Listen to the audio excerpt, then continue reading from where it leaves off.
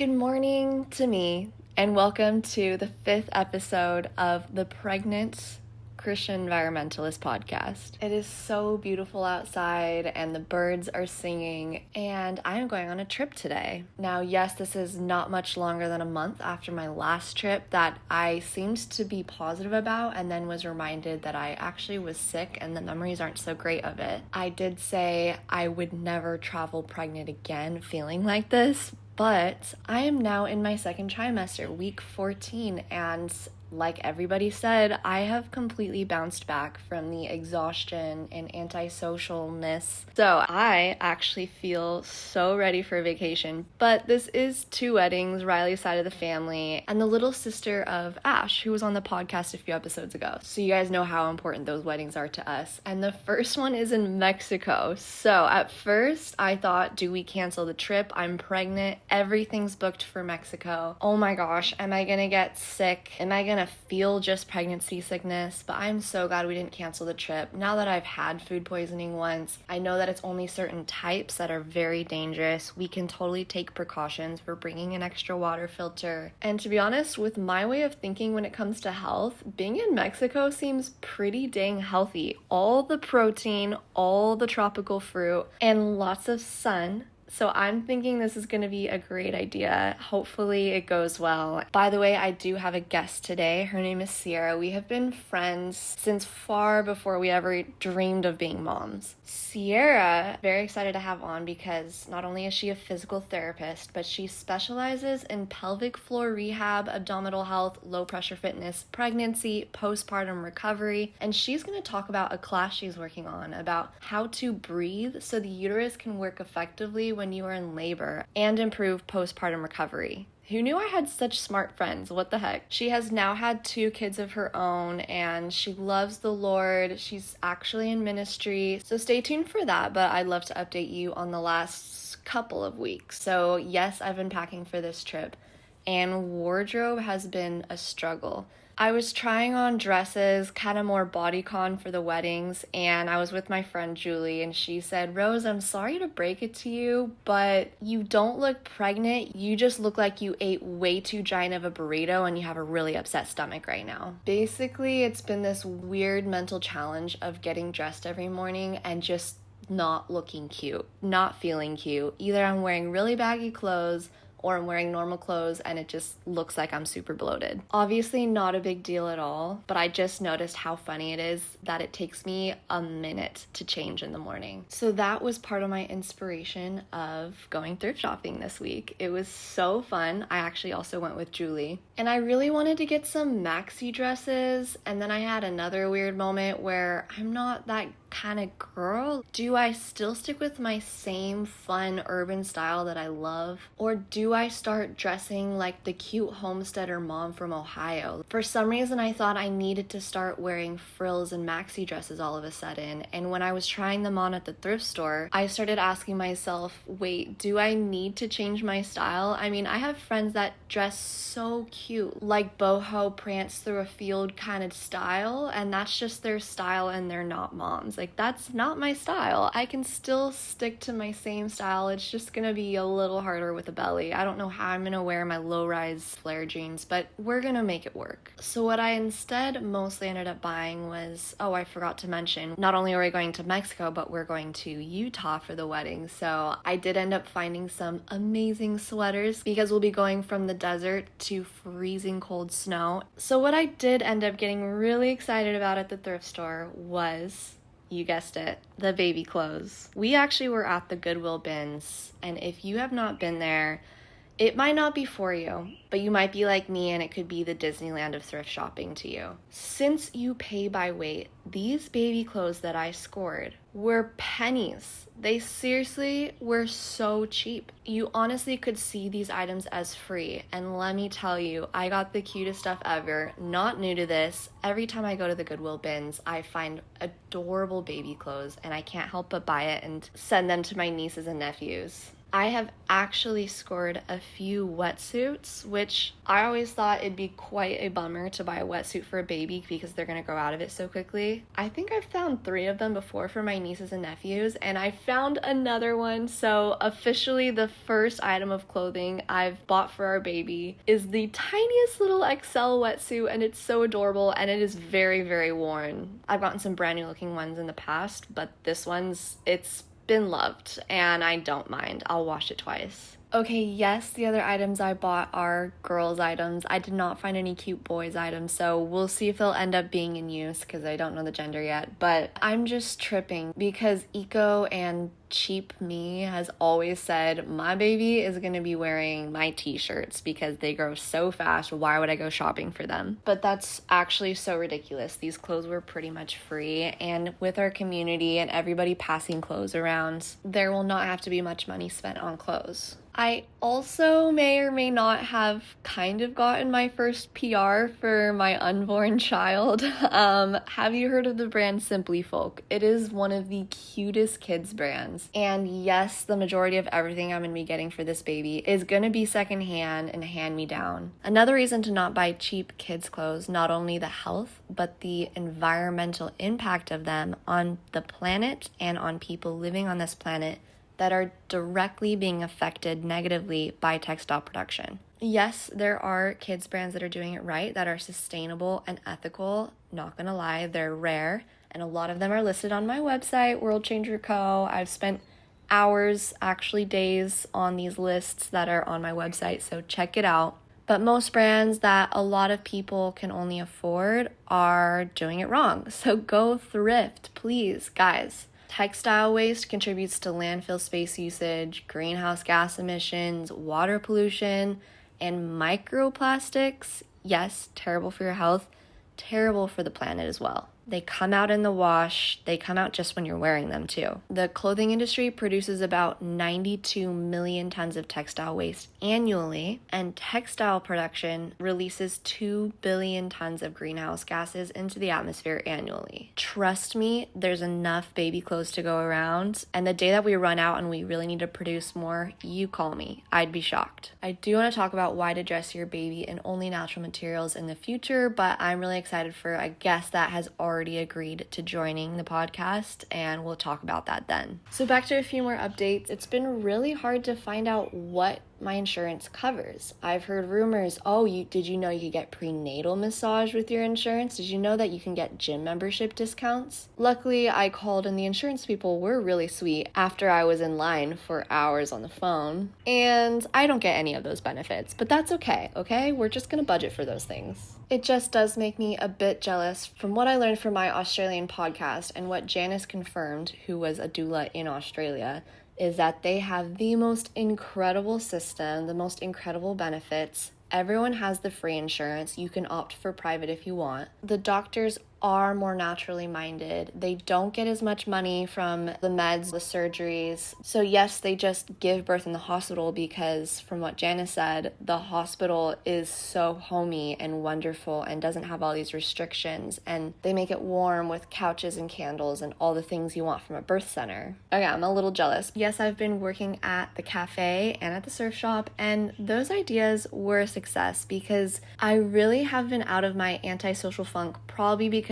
first trimester is over, but I've just been feeling more myself, and I really am so glad that I'm on my feet for a lot of the day instead of just sitting and editing on my computer like I normally do in my normal life. I've been surfing, and it is extremely hard. If you're a surfer, you know that feeling of eating way too much between sessions or just before surfing, and when you're on your stomach, you kind of feel like you're gonna throw up. Yeah, I just have that no matter what. If I ate or not, I literally feel like I'm gonna throw up when I'm paddling on my stomach. It was way worse during the first trimester, and that's actually slowly fading away, so I think I'm gonna be fine in a few more weeks. But surfing just is hilarious to me. It's very humbling right now because I feel like a dying whale, and I probably look like one. I have now joined the list of moms that I have heard say that they regret not taking it more easy during their first trimester and napping and treating themselves. I did not take their advice, even though I heard that,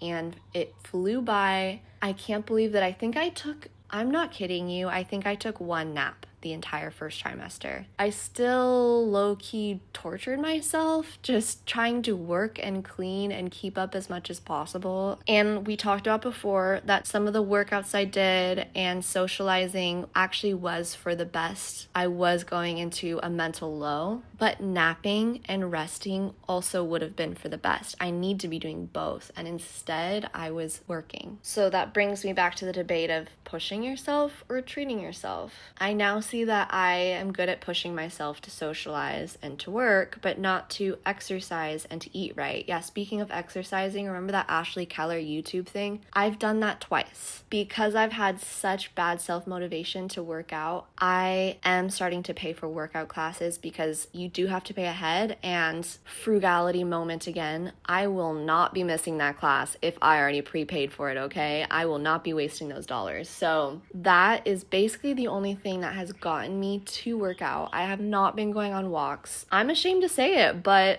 clearly really bad at being motivated to work out. And I know that that is not everyone. That's just me and whatever category of human I'm in. I'm also only slightly good at pushing myself to eat right. As I mentioned before, I've been having bad cravings again. And when I have a craving, it's really hard for me to say no. And since I've heard quite a few moms now say that they regretted not eating better and working out more, that means that during their pregnancy, they didn't want to do those things because they didn't. So clearly it seems with balance, you need to push yourself. I mean, heck, I'm not even good at pushing myself to nap. Sometimes you have to do that too. It got me thinking that what we want doesn't usually line up with what we do, unfortunately, because our insecurities and our fears start to navigate what we do. So my insecurity of being lame and missing out and fear losing my friends gets me to socialize and show up to things. And my fear of not having enough money gets me to keep working. And I've also been thinking a lot about, okay, what are the realities when this baby comes of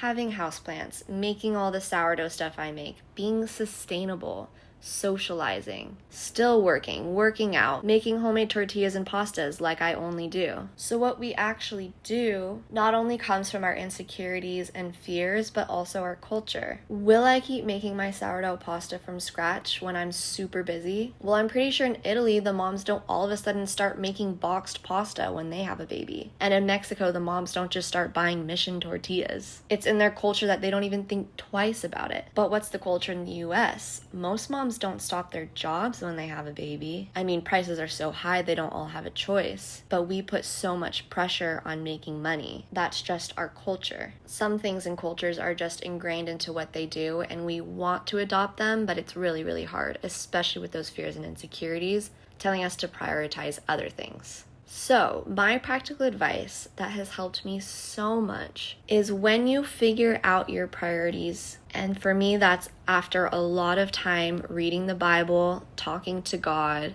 making sure my mind is in the right place, and then listing out the priorities in order. What's your highest priority to the things that you want to be on your priority list, but maybe won't just quite make it? Write down the whole list. And with that list of priorities, and it can be in your head, but I have to write mine down. I also have to write down my to-do list, and I have a planner, and it's daily. So when I'm writing down what I want to get done today, it starts with the things on top of that priority list. And if I get to those other things, I get to it. And throughout the day, I want to fight the order of that to-do list so badly. I want to do the things at the bottom first, but I tell myself no, and I do what's on top so that those actually get done. This has been getting me to work out more, not let the house get too messy, because I guess I'm the opposite of OCD. Apparently my fears and insecurities have nothing to do with living in a dirty house. And I've been back on track with eating healthy and sticking to making food from scratch because it is way more sustainable, it's way more healthy, and I know little baby is appreciating it right now. And hey, it does save me money, so it really is just the laziness and feeling that I need to work and socialize that keeps me from continuing with those good habits. I can't wait to ask Sierra what she thinks on all this and dig into more specifics with her on what exact workouts we should be doing and how I should be breathing to prep for labor. Here she is. Hi, Sierra. Thanks for joining. It's such an honor. I feel like you are an expert on anatomy, and you know about exercise, so thank you. Yeah, thank you for having me. I'm excited to be on here. And you brought your little model that will be very relevant for my questions, but obviously most people will be listening, so we'll kind of, but still show it in case anyone can watch the video. Yeah. But it's really cool. What is a little bit about your experience and your job? And I know you've taken some time off because you've had 2 kids and one on the way. In the past, what's like your degree and then the jobs you've done? Yeah, I am a physical therapist, so I have a doctorate of physical therapy that I finished in 2013. So I've worked quite a long time in the world of physical therapy. And then I married my husband in 2016, and we both really were passionate about doing international medical missions. And he specifically wanted to deliver babies in other countries. Just seeing how babies die for very basic needs, and he just decided to go back to school. He was a missionary for a while, decided to go back to school to become a physician assistant and try to do something international. So I wanted to do something that would also complement that.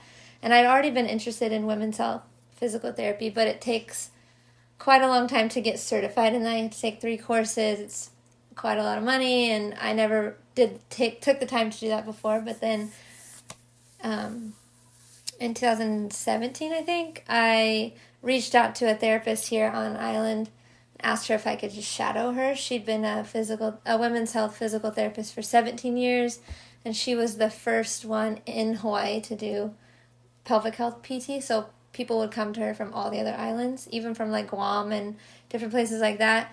And she basically needed to hire someone, so she was like, if you're willing to take the courses, we'll hire you and train you.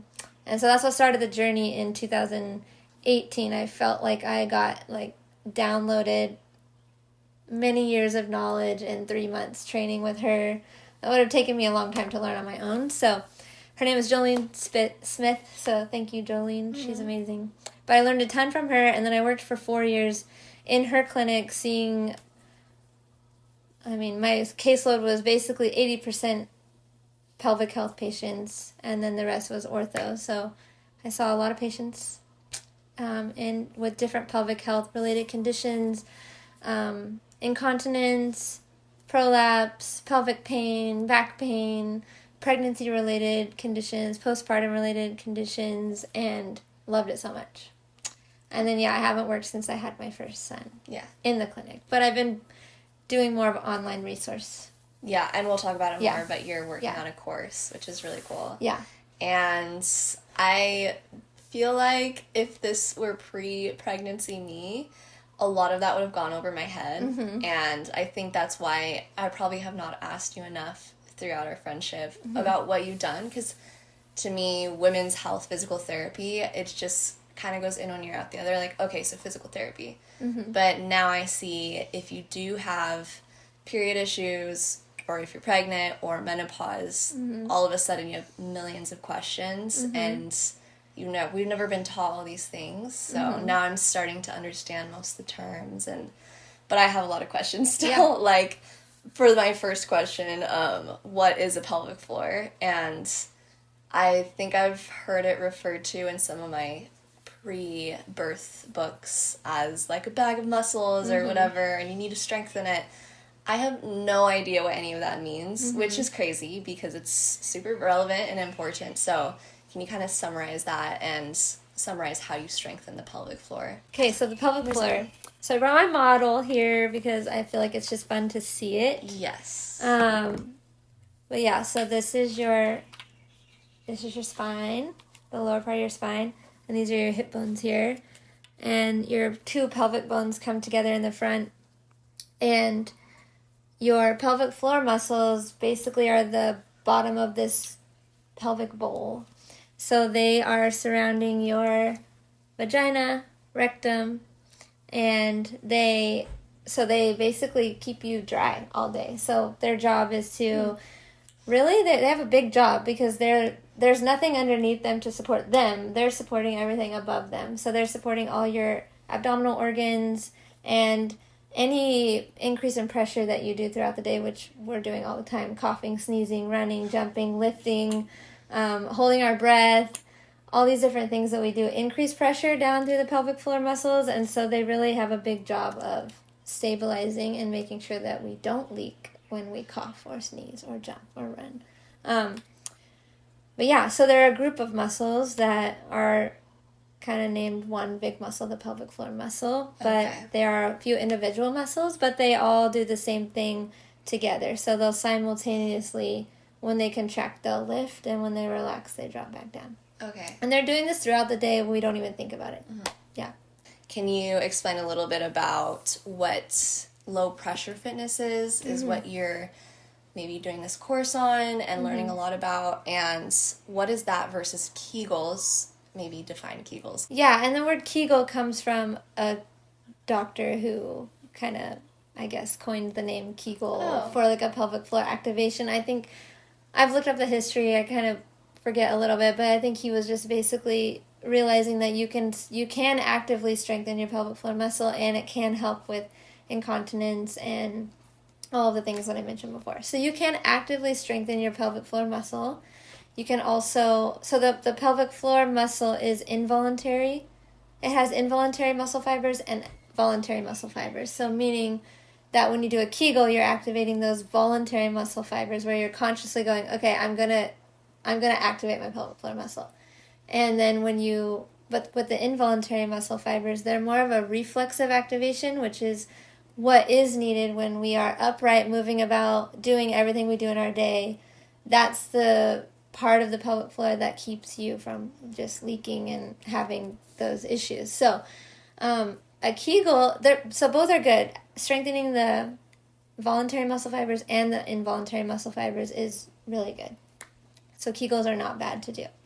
But the problem with Kegels is that they're not really working on those involuntary muscle fibers. Mm-hmm. So when I was in my practice for a long time, we focused a lot on Kegels and breathing, and that's where seeing a pelvic floor physical therapist is really valuable, because you can actually have too much pelvic floor muscle tightness. So then if you're doing a bunch of Kegels, you could actually be making your problem worse if you need to actually just work on down training and relaxing the muscle.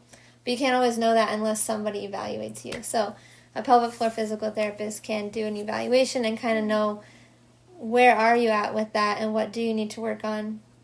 But low pressure fitness was this new type of training that I learned about a couple years ago through a good friend who was doing it, and another therapist on Kauai who was treating a lot of people and seeing a lot of success with low pressure fitness. And it is designed to work on breath and posture to involuntarily and reflexively strengthen your pelvic floor. So as you work on the combination of posture and breath, you aren't going to be actively thinking, okay, I'm going to strengthen my pelvic floor, but you naturally will be with every time you inhale and exhale. You're kind of optimizing the space in the abdominal cavity and optimizing the way that the pelvic floor can work. So, okay. Yeah. So, can you dive a little more into what it looks like doing these exercises, the low pressure exercises? Don't give away your course that you're working on. Oh, no, it's okay. But, kind of paint the picture. Yeah. Well, also, I'll real quick say, so a Kegel, when I used to teach that, it would be like, lay on your back, and we're going to work on abdominal breathing, and so as you inhale through the belly, you relax the pelvic floor, and as you exhale, you contract the pelvic floor. And so that's still a great thing to do. But low pressure fitness is really what's more functional, because that's the way that we should breathe when we're upright and basically doing anything throughout the day. So the basics of low pressure fitness are 3 things, really. It's this lateral costal breathing, which means you're breathing into your rib cage. So instead of expanding the belly, which can put more pressure down through the pelvic floor, you're actually lifting and opening the rib cage, which lifts the diaphragm, like the respiratory diaphragm muscle, and then helps to lift all the abdominal organs up, which gives your pelvic floor muscle more room to also lift and engage. So you kind of combine in low pressure fitness training, which is really, it's kind of, when you do low pressure fitness, it's designed a lot like a yoga flow would be. So you kind of move through a series of postures and poses, with each part of that pose playing a part in helping you to reflexively strengthen your pelvic floor. So you do the lateral costal breathing, that rib cage breathing. You think about axial elongation, which is elongating your spine and growing through the crown of your head, and basically just creating as much space in your body as you can. And then the third part is this abdominal vacuum technique, where you actually hold your breath at the end of an exhale and you open the rib cage, and it creates this suctioning effect in the abdominal cavity that lifts and engages, so it lifts the pelvic organs and engages the core and pelvic floor.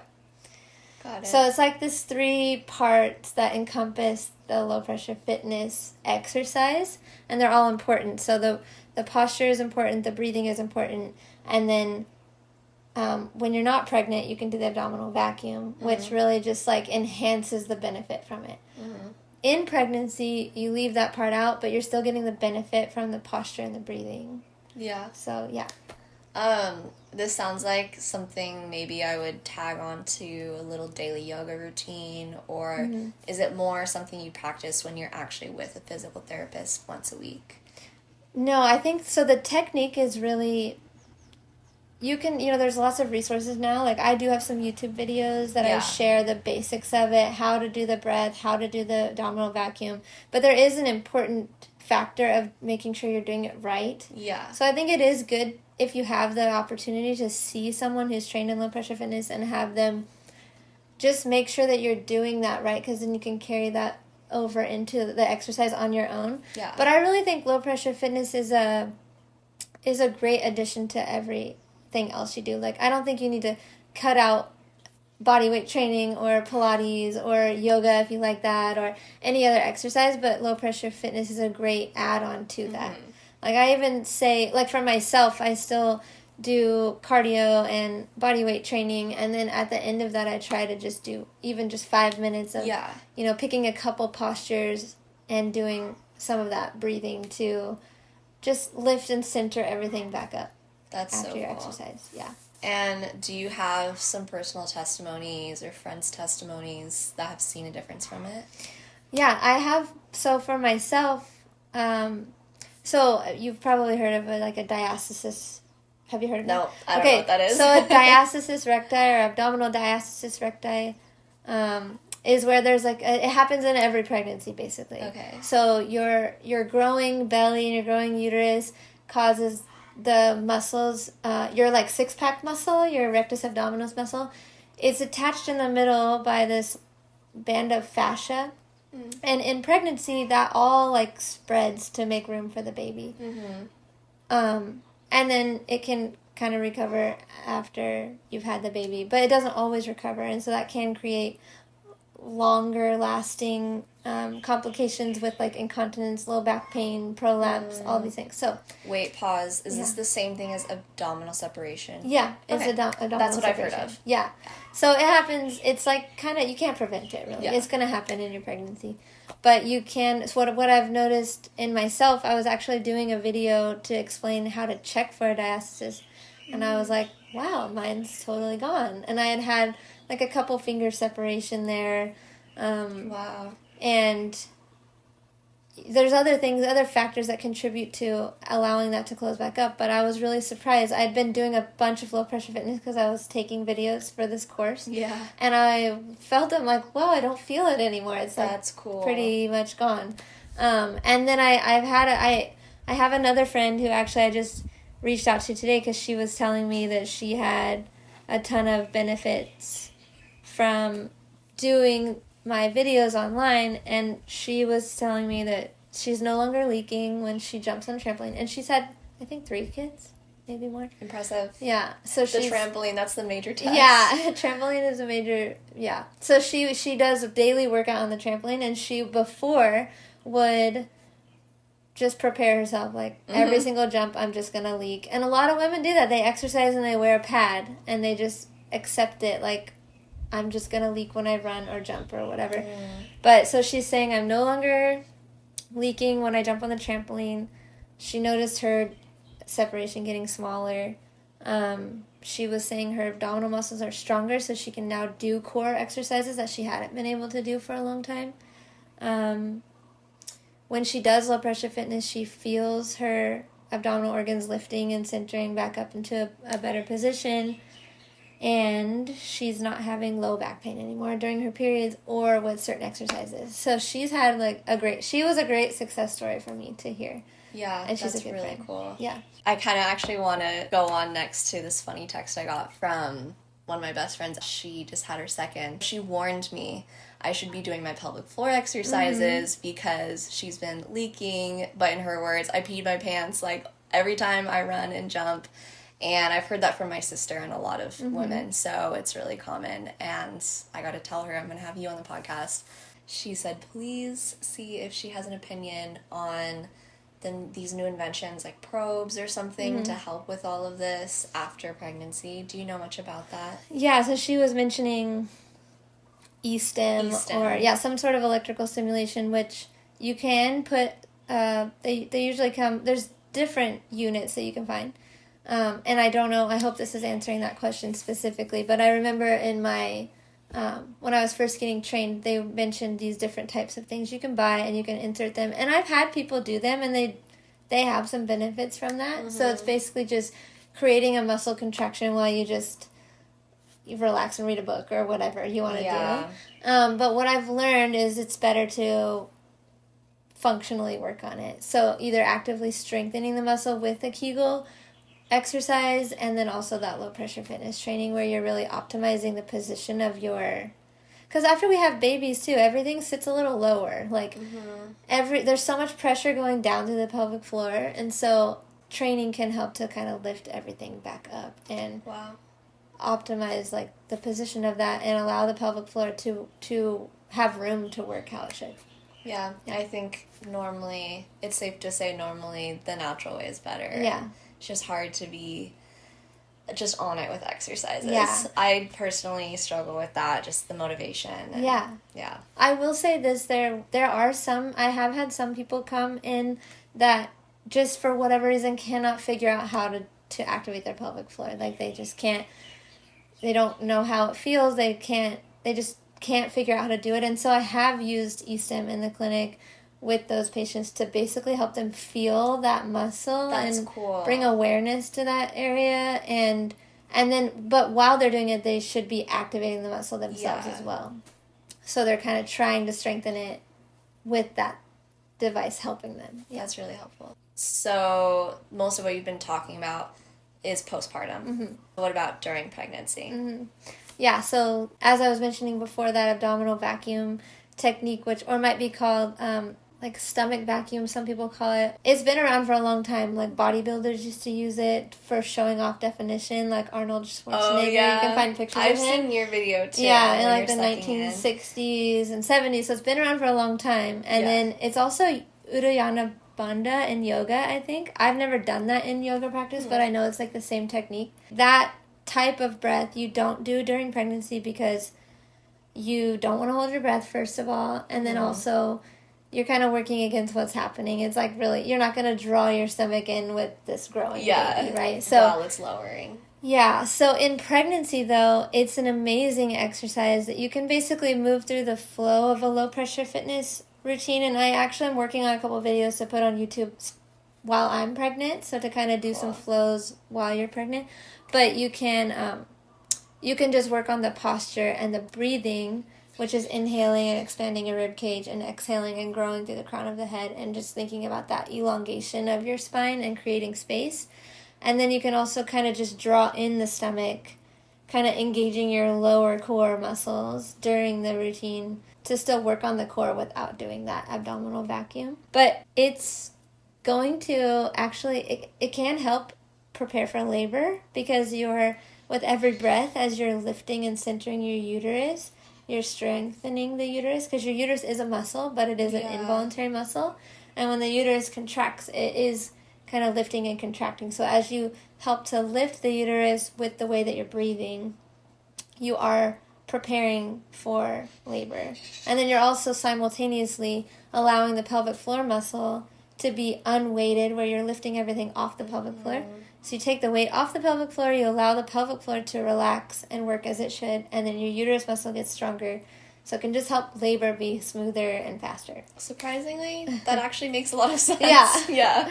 For someone that doesn't know all these terms, like, that totally makes sense. Sorry if this is too technical terms. No, I, like, painted the picture in my head. So yeah, because, awesome. you know, as you're growing your baby, you're increasing the pressure. Everything's sitting lower. That's where we get a lot of more low back pain, pelvic pain, because things are just sitting lower. They're putting pressure. So if you can lift... So with this breathing, you're lifting and centering your organs with every breath. And and then you're also reflexively using your pelvic floor how it should. So it's just preparing. That's so cool. All throughout pregnancy. Yeah. Nice. Okay. Yeah. So it's a little overwhelming. I had this question written down to hear of all these things we can be doing, right? Yeah. So I've been recommended chiropractic appointments, got to be getting prenatal massages, and you got to be doing this stretch and that exercise, even my whole social media feed. Mm-hmm. Because every time there's something that's maybe a stretching regimen that I should do third trimester, I always save it and then send it to my pregnant friends. Mm-hmm. So, of course, that's all Instagram is showing me. What are the most important appointments to be doing? I can say that to really just simplify certain specific exercise that I'm focusing on in this pregnancy is mostly sitting as much as you can on the floor. So sitting like in that like Taylor sitting or that's crisscross funny. applesauce. I've actually been doing that. Yeah. So computer work. I'm like, I learned that sitting on a chair is not the best position. Yeah, sitting on a chair or couch, we typically want to, you know, and it feels good to do that, especially in pregnancy. You're just tired and you just want to relax. But as much as you can, transitioning everything, eating, computer work, whatever, to the floor and just sitting. We should be sitting on the floor. We should be sitting on the floor, yeah. Sitting in, with your legs crossed and kind of like letting your belly hang forward as much as you can. So like elbows on your knees. Obviously you can't do this all the time, but as much as you can. So that will keep your hips flexible, like your adductor muscle. So also that butterfly stretch where you're bringing your feet together. It's another, you can kind of alternate between those two. But keeping your adductor muscles flexible, and then which can help to open the pelvis when you are in labor. And then sitting with the belly forward, spending time on your hands and knees. So that just exercise we've known forever, but being on your hands and knees and like the cat and the camel, that exercise is great to do during pregnancy. There's a method called the Bradley method, which is a doctor that really started to really advocate for natural birth and also having husbands being involved in the birthing process. That's one of his main exercises because you're on your hands and knees, your belly's hanging down, and so with the belly towards the ground, the idea is that the baby will naturally want to be in more of a hammock position, so you can help to get the baby face down, which can help prevent back labor in labor. So as much as you can do, kind of those two positions are really good exercises to do every day. Okay. Even a couple times a day. Sitting like that throughout your day, and then that cat camel exercise. And starting, well, I'll ask more details on trimesters, but starting first trimester? Starting as early as you can. Yeah. And then I would say even progressing it as you get closer to your due date, because just the more time you can spend in those positions is going to it's just, you can't predict it. Like, baby could still be breech or whatever, but you can try your best to help the baby, like promote them to be head down, face down, which is the best position for labor. But coming back to like chiropractor and massages, I mean, definitely all of those are beneficial. I think the idea of the chiropractor visits is to get a symmetrical pelvis so that you can hope that baby, even if baby is head down, they're not going to be like more towards the left or more towards the right, which can prevent the head pressing on the cervix straight on, which really helps labor progress. When your baby's head down and pressing on the cervix, that's what really progresses and initiates labor. So I think the idea of chiropractic regular appointments is that I've never personally gone to them. I don't have time anyway right now. I know, so many people don't have time, but some do. So and it's cool to hear your perspective.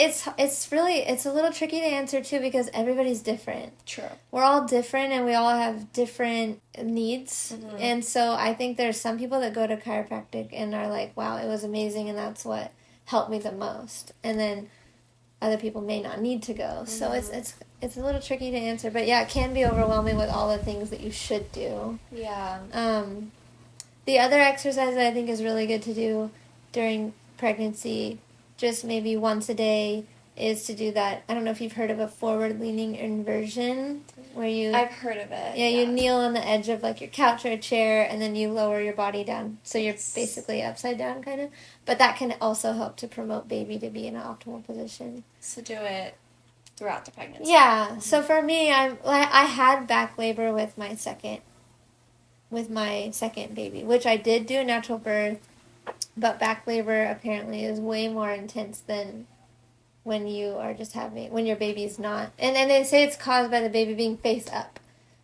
So if they're face down, then you will feel more in like the front, but if they're face up, you feel a lot of pain in your back. So this pregnancy, I'm really trying to, even for my own like experiment, I'm just trying to focus a lot on these positions to do every day to help baby get in an optimal position. And back labor is when you have more pain in your back? Yeah. Okay. So it's basically the back of the baby's head is putting a lot of pressure right on your spine. Mm-hmm. And so that bone-to-bone contact is what creates so much more pain. You can still do it. It's just pretty... painful. Intense, yeah. Oh gosh. Yeah. Okay, cool. Yeah, and so but there's things that you can do to help the baby turn, and I wasn't as prepared for that with that second baby, my daughter.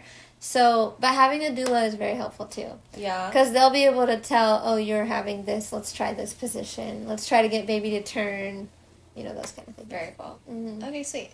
So, back to the exercises and stretches. Mm-hmm. Do you recommend different kind of regimens in first trimester versus third? What should you not be doing in first, maybe when there's more risk? Mm-hmm. Can you kind of expand on that? Well, I know you've probably heard before, whatever you're doing before you're pregnant, you can continue doing. Yes, so if you're a runner with before, exercising. With exercise. So if you're a runner before, it's fine to continue running and surfing or whatever you're doing, basically. But I would say I remember when my first pregnancy, when I barely was even showing, I would think I was like 4 months along, and I jumped on a trampoline and I peed. And I was like, oh my goodness. I was pelvic floor physical therapist, like all these things. Not I. Yeah, like I feel like of all the people that shouldn't leak, I would be the one of them. First pregnancy and barely showing at all. Yeah. And it really opened my eyes to like, wow, like there's so much happening in my uterus, and that's, just going to be working against that pelvic floor to work as it should. So if you are experiencing leaking, it probably is a sign that you shouldn't continue doing that type of exercise. Okay. And really, I would, especially in pregnancy, if you're recovering, if you're postpartum, then I think, working on things to progress back to doing that. But if you're in pregnancy, I would say better to do a lower impact exercise. So maybe the elliptical, if you go to the gym, or swimming is great. Or just doing more body weight training, which isn't I know like when you're a runner, it's like nothing takes the place of running. But I would suggest during pregnancy, especially as it's progressing, to switch to more lower impact. I wouldn't do, I personally don't do jumping exercises. I don't run, mostly because I want to prevent prolapse, which is where your pelvic organ muscles, have you heard of prolapse before? I don't know what that so is. your organs are all sitting, this is your uterus and your vagina. I have my model out again for those of you who are listening. So your bladder sits right there underneath your uterus and then in front of your vaginal wall, and then this is your rectum. And so they all sit like this. Okay. And so as your uterus is growing, it's just putting so much pressure down through those other organs and the pelvic floor. And where was I going with that? the term you just said. Oh, prolapse. Prolapse. So when there's less room because of the growing baby, everything kind of gets pushed lower, right? So that's where that good hypopressive breathing comes in to help lift things up to prevent that prolapse. But also if you're running and jumping and putting more and more pressure. Yeah. All that's holding these up are ligaments, and so if you're just kind of stretching those ligaments down, it's like a rubber band, it only can stretch so much, and it's eventually not going to kind of recoil back up. So then what can happen is you can have a longer lasting prolapse that occurs. And it's not always because of what we do or don't do, but I think it's just best to try what you can to prevent it. That makes sense. Yeah. So I would say more glute strengthening squats, lunges, quadruped exercises where you're doing like, some glute strengthening there, like the leg kicks behind. Yes. Where you're opposite arm, opposite leg pointing. I mean, all these are pretty basic, but they're going to really strengthen the muscles that you need. And it all sounds like Pilates. Yeah, Pilates is probably great. I would probably really be careful with core stuff. I was just going to ask, because I did also hear everything's fine, right? Yeah. In the past, people said don't do this or that, but that's debunked. Everything's great now. But what about core? Because it just doesn't feel right in my core section of my Pilates classes. Yeah. I actually just did a class recently for the first time. I wasn't really thinking, and friends were like, sign up for this class. And I went, and it was so much like planking. Was it? And just things that put so much pressure through your core. And right now, when you're growing a baby, is just not the time. Everything's stretching and expanding, and your muscles. So you could potentially worsen like that separation because it's not working to stabilize there. So you might hear the word like a doming effect, or like if you're doing sit-ups, like even after pregnancy, and you see that doming in your belly, that means your muscles aren't strong enough to stabilize you well. So you'd want to work up to that. So, I wouldn't, obviously crunches or like the bicycle where you're doing like... I think just doing way lower impact core stuff, like basically just drawing in your belly, sitting on an exercise ball and breathing, expanding your rib cage, and then maybe after, like, on the third breath, drawing in your stomach. Like, that's a great core exercise to do because that's going to train your deep core muscles to just help your recovery postpartum and to keep you stronger. I mean, it feels good to kind of brace the stomach because when you're pregnant, everything just gets expanded. But I would say for the most part, avoiding most of your common core exercises, like anything that's increasing pressure in your stomach. Can you think of any other good core exercises like sitting on a ball? Is there any more? Well, you can just sit here and do it on the edge of your couch, or you can, when you're sitting on the floor with your legs crossed, you can still do. I would just do like inhaling and expanding your ribs in all directions for 3 breaths, and on the end of that third breath, draw your stomach in, and then hold that, and then do another round of 3 breaths. Okay, cool. Yeah.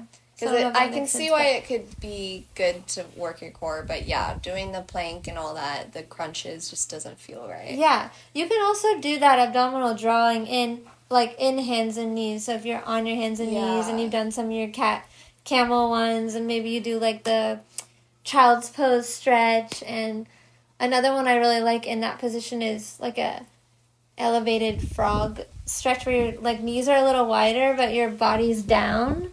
Maybe I'm gonna make a handout and I can send it to you, and then that can just be like a basic exercise to do every day. I was thinking about that this morning as I was preparing to come here, but you could be on your hands and knees and you could do that rib cage breathing, and then draw your belly in on the third breath and hold that as you do like 3 more rounds of rib cage breathing. Okay.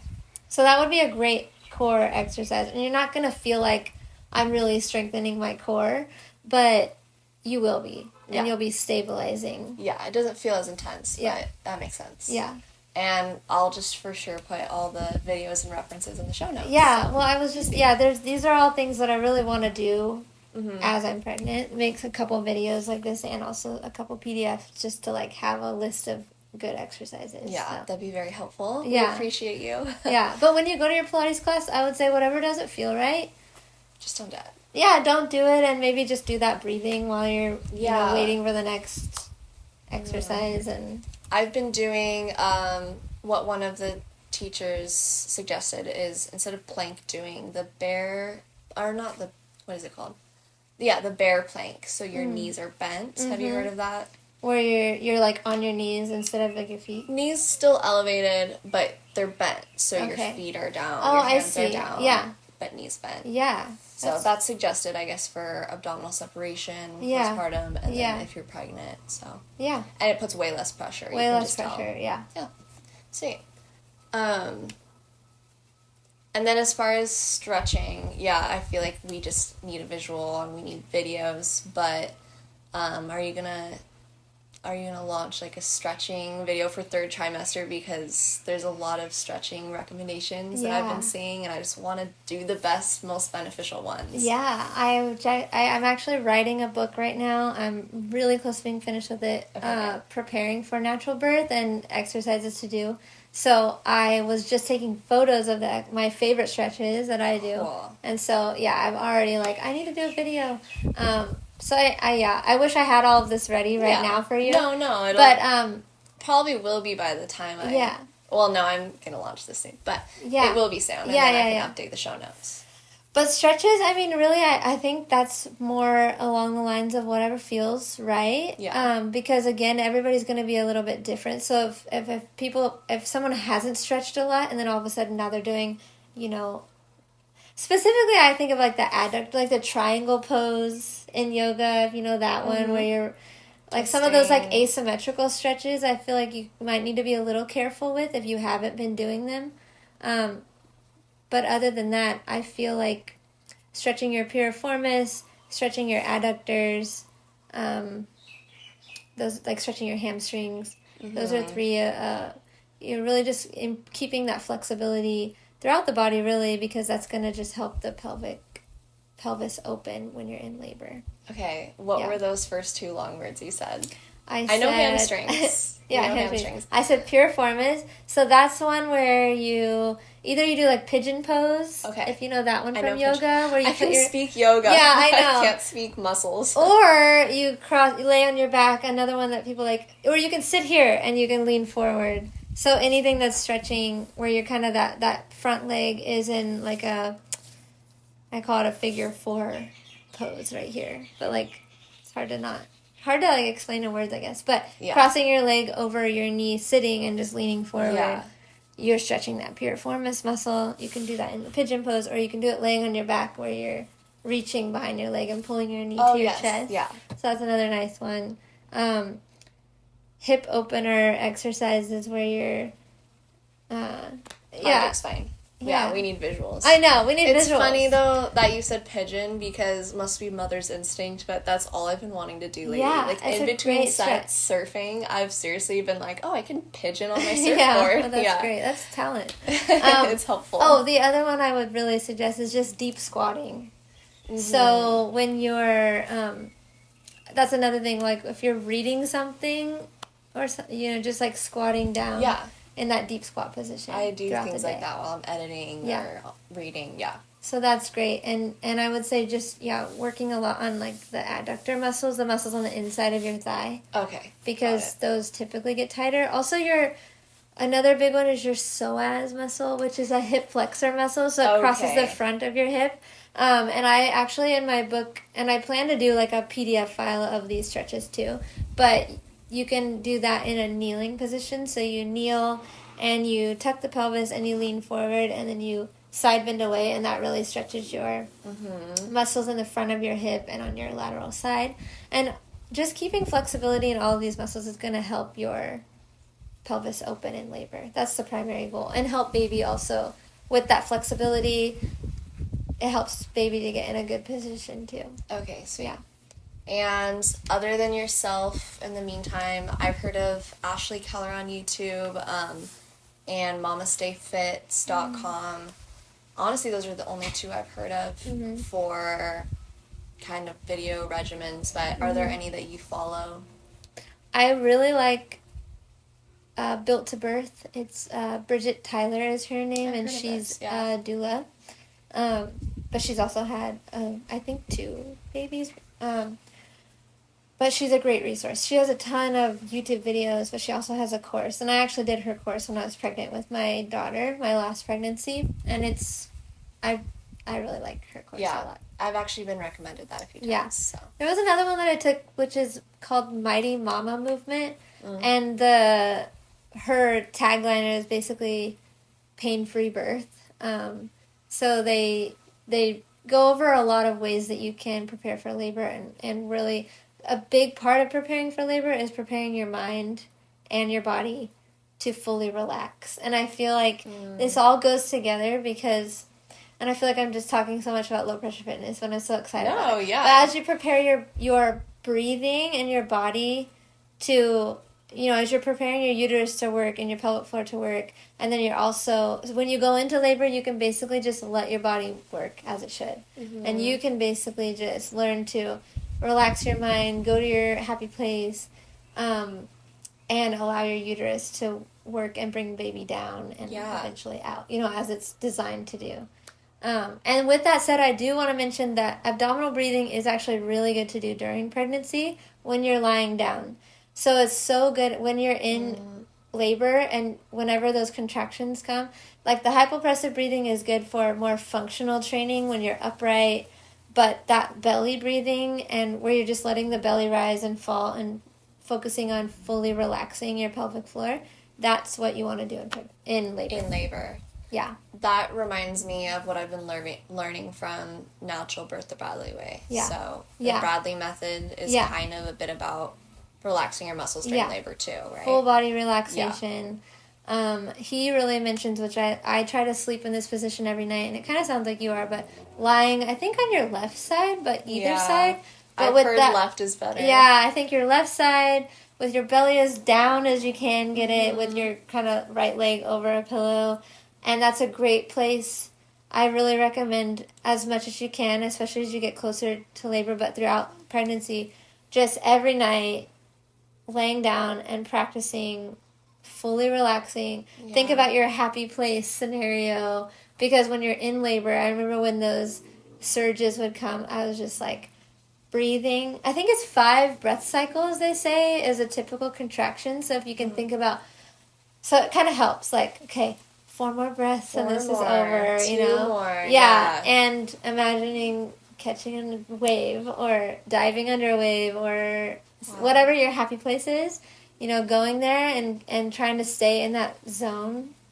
But yeah, that position of lying on your left side is a great position for early labor, and I think just to do as much as you can while you're practicing that relaxing. Okay, that's and cool. Get your husband to, say nice, soothing words to you. Yeah, start practicing that. Yeah. I'll write a script. Yeah. Yeah, the sleeping, I've been working on that already. It drives me a little crazy to feel like I need to stay in this position all night, and not that I need to, but it's helped with my back pain a lot too. So sweet. Yeah. Well, thank you. That was. Oh, and last thing. Yeah. We didn't mention, but you had mentioned previously that you think this breathing technique is about to hit the U.S. by storm, and it's really popular in Europe. And so that's cool. Yeah, it was like established there, in like. I think, 2014 is when a therapist really started to combine the posture with the way of breathing. But yeah, in Spain and in some Latin American countries and Europe. But I've noticed, I think it's definitely going to be becoming really popular here in America. Yeah, that always just catches my attention. Yeah. Because I'd rather know what's coming and not wait for it to be popular and talked about in the hospitals. Yeah. Well, I think it can bring some skepticism, right? Anything new is like, does this really work? And what is this? And it can look like you're just like sucking in your stomach. Yeah. But it's really this amazing technique. So I'm grateful to have come across it and to be able to add it on to my practice. Sweet. Yeah. Again, I'll keep the show notes updated while you are launching these books and courses so that we know when that is. Yeah. I can say you can go on my website and sign up for my email list. For sure. I'm very slow because I'm a full-time mom. Yeah. Primarily, but... And we're only a month apart. Yeah. less than a month apart. Yeah. Gonna be That's so exciting. little besties. Yeah, both Yeah. girls. Thank you so much. This seriously answered all my questions. Yeah. And sorry if I bug you with more texts in the future. No, I love it. with I more love questions, it. I'm but- honored that you asked me to be on here, and it's like a of blessing course. to be able to share. Thanks again for joining us. That was such a cool conversation, and until next time.